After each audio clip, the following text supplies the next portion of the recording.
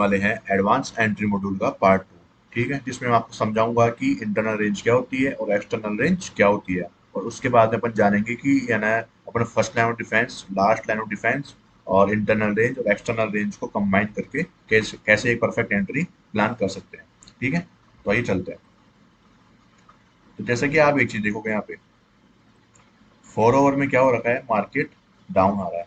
ठीक है, 4 में डाउन आ रहा है, 1 मिनट में डाउन आ रहा है, 5 मिनट में डाउन आ रहा है, 30 मिनट्स में डाउन आ रहा है। लेकिन जो 4 ओवर का जो अपना मेन जो पीओआई जोन है, प्राइस वहां पे रीच कर चुकी है, मतलब वहां पे पहुंच चुकी है। उसके बाद में अपन को देखना है कि प्राइस डाउन आ रही है, उससे मतलब नहीं है। तो छोटे टाइम फ्रेम पे जो भी हो रहा है अपन को उससे मतलब नहीं है। अपन को बड़े टाइम फ्रेम का जो अपना स्ट्रक्चर है, जो पीओआई जोन है, प्राइस वहां पे आ चुकी है, तो अपन को उसके उसके अकॉर्डिंग अब अपने अपसाइड के जो ट्रेड्स है वो प्लान करने पड़ेंगे। क्या होता है, ज्यादातर लोग जो अपने हायर टाइम फ्रेम की जो पीओआई जोन्स है, हायर टाइम फ्रेम की जो अपने बायस है, उनको नहीं देखते हैं। ठीक है, और वो लोअर टाइम फ्रेम में ट्रेड करते करते आ रहे हैं सीधे ही। ठीक है, तो वो क्या होता है, हमें ट्रैप हो जाते हैं। तो फिर आप बोलते हो कि भाई एसएमसी काम नहीं करती, ऑर्डर ब्लॉक्स काम नहीं करते। ठीक है, तो आपको क्या करना है, अपने हायर टाइम फ्रेम के जो बायर्स है, जो जोन्स है, पीओआई जोन्स है, जो लेवल्स है, उनको खास ध्यान रखना पड़ता है। ठीक है, अगर सामान को यहाँ पे सेल करता करता आ रहा था, उसको ये नहीं पता कि भाई यहाँ पे जो ये बना है एरिया वो क्या है, उसकी इंपॉर्टेंस क्या है, तो वहाँ पे वो सेल कर रहा होगा और यहाँ पे दो कैंडल्स बनी 4 ओवर की। ठीक है, तो यहाँ पे ट्रैप हो गया होगा और उनके स्टॉप लॉस चले गए होंगे। फिर वो बोलेंगे यार वो ऑर्डर ब्लॉक काम नहीं कर रहा और वो एसएमसी का जो एरिया है वो काम नहीं कर रहा है। ठीक है, तो ऐसा नहीं होता है, वो आपकी लैक ऑफ नॉलेज है, उसको आपको इम्प्रूव करना पड़ेगा। ठीक है, तो अब बात कर लेते हैं इंटरनल एंड एक्सटर्नल रेंज।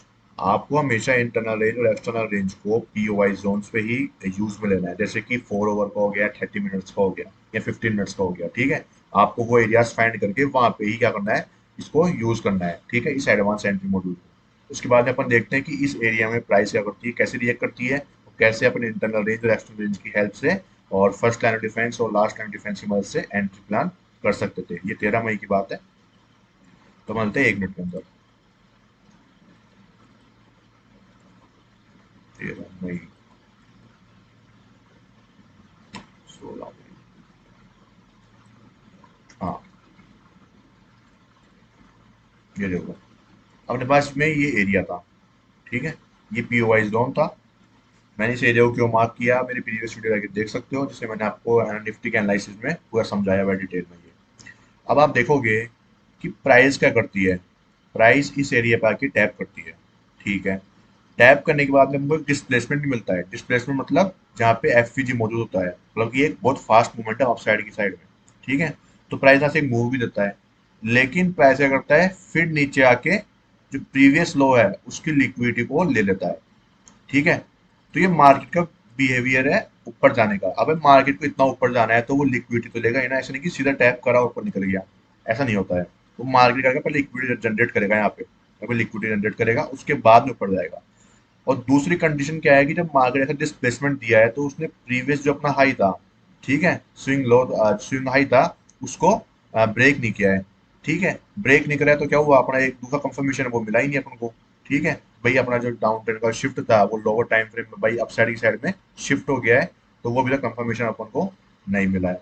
तो प्राइस टैप करेगी और फिर ऊपर जाती है, और फिर जब ये स्विंग लो को ले लेती है, जब ये स्विंग लो को प्राइस ले लेगी, उसकी लिक्विडिटी को ले लेगी, उसके बाद में जो ये रेंज बनती है ये एक्सटर्नल रेंज होती है।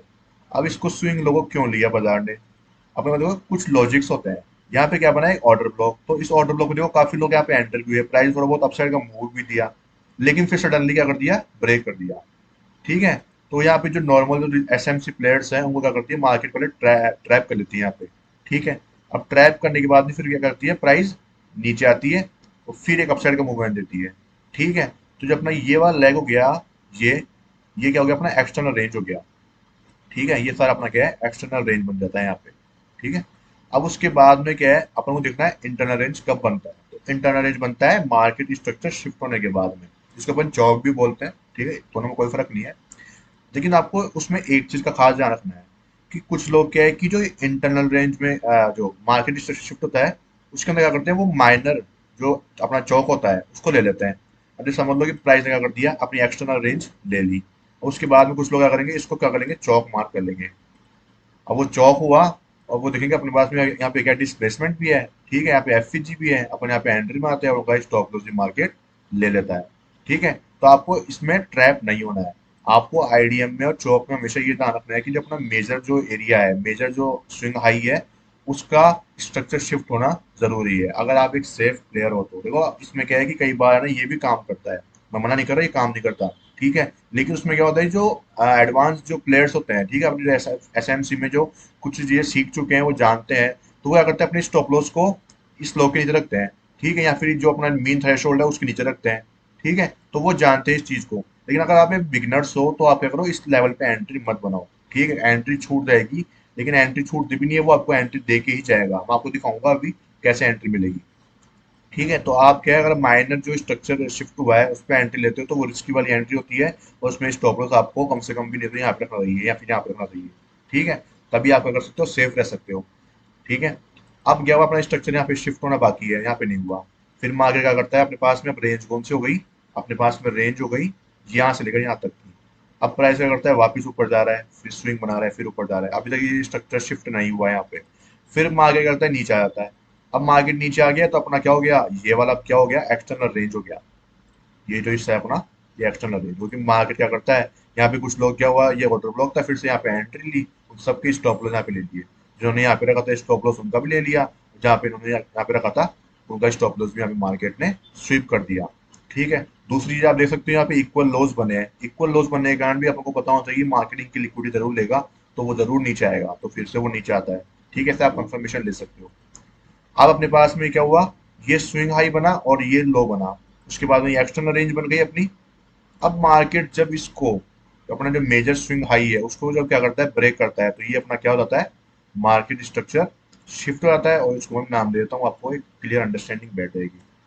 ये अपना क्या बन जाता है, एक्सटर्नल रेंज बन जाता है, ठीक है। अब देखो इसमें भी क्या है, इंटरनल रेंज है, ये देखोगे ना आप, ये इंटरनल रेंज है यहाँ पे, ये इंटरनल चौक हुआ है, ठीक है, ये इंटरनल चौक हुआ है, ये, ठीक है।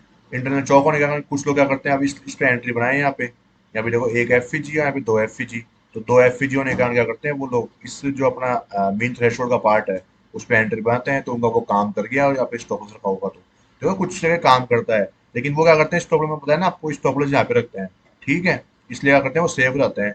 प्राइस काफी नियर आ चुकी थी मीन थ्रेशोल्ड के, 4 ओवर का जो मीन थ्रेशोल्ड है वहां पे आ चुकी थी, इस चक्कर में उनका जो ये एरिया है वो भी काम कर गया है, ठीक है। लेकिन अगर आप यहाँ पे देखोगे, ठीक है, तो यहाँ पे स्ट्रक्चर ब्रेक हुआ था, लेकिन आप देखोगे तो इस एरिया में और इस एरिया में काफी ज्यादा क्या है, डिफरेंस है, इस एरिया में और इस एरिया में, ठीक है, इसलिए क्या है, आपको थोड़ा रिस्की ट्रेड नहीं लेना है, आपको सेफ लेना है, तो आप क्या करोगे, अपने मेजर जो स्ट्रक्चर है उसका ब्रेक होने का वेट करोगे। अब यहाँ पे मेजर स्ट्रक्चर क्या हुआ है, ब्रेक हो गया है, ठीक है।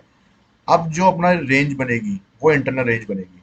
अब मैं आपको दिखाता हूँ कि देखो एक्सटर्नल रेंज क्या हुई, यहाँ से लेकर यहाँ तक, ए से लेकर बी पॉइंट तक, जब ए पॉइंट की लिक्विडिटी ले ली, जब ये ए पॉइंट था अपना, उसकी लिक्विडिटी ले ली मार्केट ने, उसके बाद में जब ये मार्केट स्ट्रक्चर शिफ्ट करता है, ठीक है, उसके बाद में जो अपना ये रेंज बनती है, ये रेंज जो वो अपनी एंट्री पॉइंट्स होती है वो अपनी क्या होती है, इंटरनल रेंज मानी जाती है। एंट्री पॉइंट्स को अपन इंटरनल रेंज बोल सकते हैं, और जो लिक्विडिटी ग्रैब होती है, ठीक है, जो लिक्विडिटी हंट होती है उसको अपन एक्सटर्नल रेंज बोल सकते हैं, ठीक है, इससे आपको इजी वे में समझ में आएगा, ठीक है। तो अब क्या हुआ है, मार्केट स्ट्रक्चर शिफ्ट हो गया, अब अपना यहाँ पे फर्स्ट लाइन ऑफ डिफेंस काम आता है, ठीक है। अब यहाँ पे एंट्री मॉड्यूल शुरू हो गया अपना, ये अपना जो फर्स्ट लाइन ऑफ डिफेंस है, ब्रेक ऑफ स्ट्रक्चर के बाद में अपना जो पहला एफ है वो अपना क्या हो गया, फर्स्ट लाइन ऑफ डिफेंस, यहाँ से लेकर यहाँ तक का एरिया, आपकी एंट्री कहाँ होती है, यहाँ पे होती है, और आपका स्टॉप लॉस कहाँ पे होता है, रिसेंट स्विंग लो होता है, वहां पे आपका स्टॉप लॉस प्लेस्ड होता है, ठीक है। और आपके जो टारगेट्स हैं वो आपके बॉस चौक जो भी है आपका, यहाँ तक का आप टारगेट प्लान कर सकते हो, या फिर अपनी जो लिक्विडिटीज है, पहली एरिया है कोई इंपॉर्टेंट, जैसे यहाँ पे क्या था, वॉल्यूम इम्बैलेंस था, ठीक है, वॉल्यूम इम्बैलेंस क्या होता है आपको नहीं पता तो मेरी वीडियो देख सकते हो, जाके मेरी चैनल पे अपलोडेड है। उसके बाद में क्या करते हैं, मार्केट को यहाँ पे आपको एक अच्छा खासा मूव देता है, पूरा आपका जो टारगेट है यहाँ पे हिट करता हुआ आपको दिखता है, 300 पॉइंट्स का जो मूव था आप ऐसे कैप्चर कर सकते हो, ठीक है। तो ऐसे आपको क्या करना है, अपनी जो एडवांस एंट्री मॉड्यूल है उसके हिसाब से एंट्री प्लान करनी है। ये तो एक एग्जांपल हो गया। एक दूसरा एग्जांपल अभी जो रिसेंट में एक और हुआ है उसके बारे में अपन बात करेंगे। उसमें क्या हुआ, जैसा कि आपको पता है मार्केट ने यहाँ पे क्या कर दिया था, 4 ओवर के ऊपर टैप करके यहाँ पे एक एंट्री हो गई अपनी, ठीक है, अपन इसको पूरा भी ले सकते हैं कि अब यहाँ तक का, ठीक है, मैंने आपको अभी पूरा दिखाया नहीं है, मुझे आपको एक नॉर्मल एग्जांपल की दिखाया है। उसके बाद में क्या करता है, प्राइस वापस आता है इस एरिया पे, भाई चौक हो गया, फिर आईडीएम हो गया, फिर यहाँ पे क्या करता है मार्केट रेंज बनाता है, रेंज बनाने के बाद में क्या करता है मार्केट यहाँ पे ट्रैपिंग करता है। भाई मार्केट को अगर कम से कम भी नहीं तो आप देखोगे यहाँ से लेकर यहाँ तक का कितना पॉइंट्स है, कम से कम नहीं तो 1000 पॉइंट होंगे। देखो 1000 पॉइंट ऊपर जाना है तो मार्केट को फ्यूल चाहिए ऊपर जाने के लिए, तो वो लिक्विडिटी लेता हुआ ही जाएगा। ठीक है, अब वो लिक्विडिटी ले रहा है यहाँ पे। लिक्विडिटी लेने के बाद में आप देखोगे यहाँ पे एक इंपॉर्टेंट एरिया है जो कि क्या है, फिल होना बाकी है। यहाँ पे ये ओवरलैपिंग एफईजी है, मैं इसको रिमूव कर देता हूँ। ये देखो यहाँ पे क्या है, जो फर्स्ट कैंडल और थर्ड कैंडल के बीच में जो ये कैंडल है वो क्या कर रही है, ओवरलैप कर रही है इस एफईजी को। तो अपन क्या करते हैं, इस एरिया को इंपॉर्टेंस एरिया मानते हैं और प्राइस क्या करते हैं, यहाँ पे कैसे अपना एडवांस एंट्री मॉड्यूल से एंट्री प्लान करते हैं। ये 15 मिनट का इंपॉर्टेंट पीओएस जोन हो गया, मैंने आपको बताया था पीओएस जोन भी यूज करना है। तो ऐसे आप क्या कर सकते हो, यहाँ पे ट्राई करोगे, आपको दिखाता हूँ मैं। देखो यहाँ पे कैसे एंट्री प्लान करते हैं आप। अब देखो पहली बार मार्केट ने इस जो प्राइस ने इस एरिया पे टैप करा है यहाँ पे। ठीक है, अपन क्या देखते हैं अब, पहला जो हमेशा ध्यान रखना, पहला जो टैप होता है हमेशा ज्यादातर वो एक्सटर्नल रेंज ही बनता है। ठीक है, वो लिक्विडिटी स्वीप ही होता है वहाँ पे, क्योंकि यहाँ पे देखो, आप देखोगे यहाँ पे फिर से एक इंटरनल जो अपना बना है ऑर्डर ब्लॉक है ये इनसाइड बार के अंदर। तो मार्केट पे कुछ लोग यहाँ पे एंटर करते हैं और कुछ लोग यहाँ पे ट्रैप हो जाते हैं। ठीक है, इसकी वजह से भी क्या होता है, यहाँ पे एक्सटर्नल रेंज बनता ही है। अब मार्केट यहाँ पे क्या करता है, एक्सटर्नल रेंज बनाता है। लेकिन आप देखोगे जो प्रीवियस अपना स्विंग हाई है वो कौन सा है, ये वाला है। ठीक है, अब प्रीवियस स्विंग हाई आप देखोगे तो ये क्या हुआ है, ब्रेक हुआ है। अब ब्रेक होने के बाद आप एक चीज देखोगे यहाँ पे, जो कि क्या है, जो इंपॉर्टेंट एरिया ये चीज है, स्ट्रक्चर शिफ्ट हो गया। अब स्ट्रक्चर शिफ्ट होने के बाद में आप देखोगे यहाँ पे कोई एफईजी है क्या अपने पास में, यहाँ पे एफईजी नहीं है, क्योंकि ये क्या है इनसाइड बार है। तो ये क्या अपना क्या हो गया एरिया, यहाँ पे काम का नहीं है, अभी डिस्प्लेसमेंट ही नहीं हुआ। आपको डिस्प्लेसमेंट भी चाहिए और एमएसएस भी चाहिए, मतलब मार्केट स्ट्रक्चर शिफ्ट भी चाहिए। ठीक है, तो आप इस एरिया से क्या हो गए, ट्रैप होने से बच गए। अब उसके बाद में क्या करता है, प्राइस फिर से इसकी लिक्विडिटी लेता है। ठीक है, अब लिक्विडिटी लेने के बाद में अपने पास ये स्विंग हाई हो जाता है और ये स्विंग लो हो जाता है। ठीक है, ये स्विंग लो हो गया। अब मार्केट फिर से ऊपर जाता है और फिर से लो आता है और फिर ये ऊपर जाके फिर ये इसकी लिक्विडिटी ग्रैब कर लेता है। तो यहाँ पे फिर से अपने पास में क्या बन गई, एक्सटर्नल रेंज बन गई। ये एक्सटर्नल रेंज हो गई अपनी। ठीक है, ये अपनी एक्सटर्नल रेंज हो गई। एक्सटर्नल रेंज होने के कारण अब क्या होता है, मार्केट देखोगे ऊपर गया फिर नीचे आया। अब आप देखोगे कि जब यहाँ पे डिस्प्लेसमेंट नहीं था, यहाँ पे एफईजी नहीं थी, यहाँ पे आप देखो, यहाँ पे आपको एफईजी मिलेगी। ये देखो यहाँ पे एफईजी है। ठीक है, ये देखो यहाँ पे क्या है, एफईजी है। और यहाँ पे देखोगे यहाँ पे भी एफईजी है। तो मार्केट क्या होता है, जब भी ऊपर जाता है तो वो डिस्प्लेसमेंट देते हुए जाता है। डिस्प्लेसमेंट का मतलब ये होता है कि अपन को यहाँ पे पता चलता है कि बड़े प्लेयर्स यहाँ पे एंट्री करे हैं। ठीक है, बड़े प्लेयर्स यहाँ पे एंटर हुए हैं, अपन उनके फुटप्रिंट्स पे काम करते हैं, एसएमसी आईसीटी उन पे काम करती है। ठीक है, बड़े प्लेयर्स एंट्री कर जाते हैं, फिर जब वो प्राइस नीचे आती है वापस उस लेवल के ऊपर, तो वहां पे अपन एंट्री को प्लान करते हैं कंफर्मेशन के लेके। ठीक है, अब यहाँ पे क्या हो गया, एक्सटर्नल रेंज, फिर मार्केट स्ट्रक्चर शिफ्ट। अब जब मार्केट स्ट्रक्चर शिफ्ट हो जाता है उसके बाद में इंटरनल रेंज बनती है। देखो ये ए पॉइंट, ये बी पॉइंट। मार्केट पहले ए पॉइंट की लिक्विडिटी लेता है, उसके बाद में क्या करता है, स्ट्रक्चर शिफ्ट करेगा। और यहाँ पे जो फर्स्ट लाइन ऑफ डिफेंस है अपना, यहाँ पे आपकी एंट्री बन जाती है। और यहाँ पे आप क्या कर सकते हो, अपने लास्ट लाइन ऑफ डिफेंस के ऊपर अपना स्टॉप लॉस और ट्रेड को प्लान कर देते हो। ठीक है, ऐसे काम करता है ये इंटरनल रेंज एक्सटर्नल रेंज। लेकिन अगर आप एक चीज देखोगे, अगर यहाँ पे आप एंट्री नहीं बनाते तो आपको एक चीज दिमाग में होनी चाहिए, यहाँ पे क्या होनी चाहिए, मैंने आपको बताया था वॉल्यूम इम्बैलेंस, लिक्विडिटी वॉइड्स, ये एरिया क्या होते हैं, हाई कॉन्फिडेंस एरिया और मान जाते हैं। तो आप यहाँ पे देखो, ये कैंडल और ये कैंडल के बीच में कोई भी बॉडी नहीं है, ये बॉडी नहीं है, तो ये एरिया क्या है, वॉल्यूम इम्बैलेंस वाला एरिया है। आपकी एंट्री यहाँ पे होनी चाहिए थी। ठीक है, आपकी एंट्री यहाँ पे होती तो आपका स्टॉप लॉस और छोटा होता। ठीक है, आपके टारगेट्स, आपका जो रिस्क टू रिवॉर्ड रेशियो है वो और भी बड़ा होता। ठीक है, तो ऐसे आपको क्या करना है, ये जो वॉल्यूम मैंने सिखाया है आपको, बीपीआर सिखाया है, वो कहाँ काम आते हैं, ऐसी जगह काम आते हैं। ठीक है, आप देखोगे जैसे प्राइस ने क्या करा, ऊपर गया फिर नीचे आया, नीचे आने के बाद में फिर प्राइस ऊपर जा रहा है। अब प्राइस ऊपर जा रहा है तो यहाँ पे आपकी एंट्री कैसे एक और बन सकती थी, वो एंट्री बन सकती थी बीपीआर के ऊपर। ये देखो ये जो एरिया है, ये क्या है, ये बीपीआर वाला एरिया है। ठीक है, ये बीपीआर वाला एरिया हो गया। देखो इस एफईजी के बीच में, इस एफईजी के बीच में और इस एफईजी के बीच में, ये तीन तीन एफईजी हो गई। यहाँ पे क्या है अपने पास में, जो बीपीआर है वो मतलब क्या है, बैलेंस प्राइस रेंज जिसको अपन बोलते हैं, वो एरिया यहाँ पे मौजूद है। और प्राइस क्या करती है, इसके ऊपर टैप करती है और सीधा आपको अपसाइड का मोमेंटम एक और ट्रेड दे देती है। ठीक है, तो ऐसे आप क्या कर सकते हो, यूज कर सकते हो अपने इस एरिया को। ठीक है, बीपीआर को, वॉल्यूम इम्बैलेंस को, लिक्विडिटी वर्ड्स को, ये क्या है, ये कंफर्मेशन में काम आते हैं, ये ट्रेड्स लेने में काम आते हैं अपने। ठीक है। और जो अपनी जो ये एडवांस एंट्री मॉड्यूल में एक्सटर्नल और इंटरनल रेंज है, वो आना ये काम आती है, अपन को कंफर्मेशन देती है ये भी, कि अपन कहाँ पे सही एंट्री प्लान करें। क्योंकि क्या होता है कि अपन को नहीं पता होता है मार्केट यहाँ से मूव करेगा, मार्केट यहाँ से मूव करेगा, या मार्केट यहाँ से मूव करेगा। ठीक है। तो पहले अपन को क्या करना है, पहले अपन को एक्सटर्नल रेंज फाइंड करनी है, वो भी क्या करनी है, डिस्प्लेसमेंट के साथ में और मार्केट स्ट्रक्चर के साथ में। ठीक है।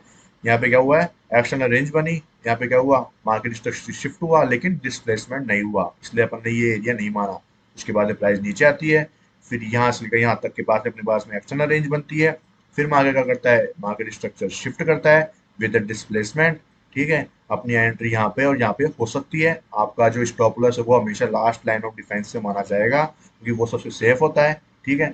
वहां तक अपन सहन शक्ति अपनी होती है। ठीक है। और अपना जो टारगेट्स है वो अपने जो नियरेस्ट लिक्विडिटी होती है आप वहां तक रखो, या फिर मैं तो कहूँगा आप आराम से होल्ड करना सीखो और अपने जो बॉस है वहां तक के टारगेट्स प्लान करो। ठीक है। लेकिन अगर हायर टाइम फ्रेम पे कोई अपना जो इंपॉर्टेंट पीओआई जोन आ रहा है, तो वहां तक के आप ट्रेड प्लान करो, वहां पे स्टॉप लॉस अपना ट्रेल करते हुए लेके जाओ और बुक कर दो वहां पे। ठीक है। तो आई होप आपको समझ में आया होगा एडवांस एंट्री मॉड्यूल, जिसमें आप कैसे first line of defence, last line of defence, internal range और एक्सटर्नल रेंज की हेल्प से ट्रेड को प्लान कर सकते हैं। ठीक है। ऐसा सेम केस मैंने बैंक निफ्टी में अपने जो टेलीग्राम ग्रुप पे है वहां पे भी शेयर किया था। ठीक है। मैंने वो अब तक मेरा जो ट्रेड है वो चल रहा है, काफी लंबा जो ट्रेड है वो चल रहा है, देखो आप। मैंने कहाँ पे वो बिल्कुल लोवेस्ट पॉइंट पे पकड़ा था, वो जो ट्रेड था मेरा बिल्कुल लो पॉइंट पे। बिल्कुल मैंने यहाँ पे इस ट्रेड को कैप्चर शुरू किया था पकड़ना, और अभी तक देखो आप कितना प्रॉफिट कर रहा है। ये बहुत छोटा स्टॉप लॉस था मेरा, 50 से 60 पॉइंट का स्टॉप लॉस था, और अभी तक वो चल रहा है। आप मेरे टेलीग्राम पे जाके चेकआउट कर सकते हो। आपको ऐसी और वीडियोस मिलती रहेगी। मेरे चैनल को सब्सक्राइब करो, मुझे सपोर्ट करो, और थैंक यू सो मच। मिलते हैं अगली वीडियो में।